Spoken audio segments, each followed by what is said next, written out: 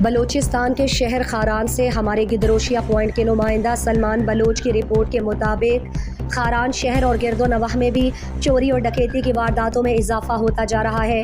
گزشتہ کئی دنوں سے چوری اور ڈکیتی کی وارداتوں میں اضافہ ہونے لگا ہے، جس سے شہری پریشانی میں مبتلا۔ خاران میں سندھ اور دیگر علاقوں سے بڑی تعداد میں مزدوری اور کاروبار کے نام مکین ہیں، جن میں نشئی افراد سمیت جرائم پیشہ افراد شامل ہیں، جس کے باعث یہی لوگ مقامی چوروں کے ساتھ مل کر چوری ڈکیتی کی وارداتیں کر رہے ہیں، جس سے چوری کی وارداتوں میں اضافہ دیکھنے کو مل رہا ہے۔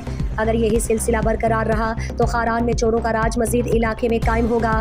نہ کوئی گھر میں سلامت رہے گا، نہ ہی روڈ پر عام شہری سی پیک روٹ پر سفر کرنے والے ہوں یا شہر کے کرب و جوار، شامیر بور ایریا، ڈیری فارم روڈ، جنگیزی محلہ اور دیگر میں موٹر سائیکل سوار نقاب پوش افراد ان کو تشدد کر کے لوگوں کے موبائل فونز اور نقدی چھین لیتے ہیں۔ پہاڑی علاقوں میں رہنے والے موٹر سائیکلوں کے فرنٹ ٹائر نکال رہے ہیں تاکہ چور آسانی سے نہ لے جا سکے۔ خاران کے سماجی حلقوں نے commissioner Rakhshan division, D I G police, S P Kharan اور دیگر ذمہ داران سے نوٹس لینے کا مطالبہ کیا ہے۔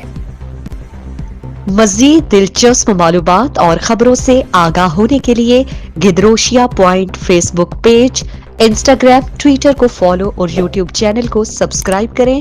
بیل آئیکن بٹن دبانا نہ بھولیں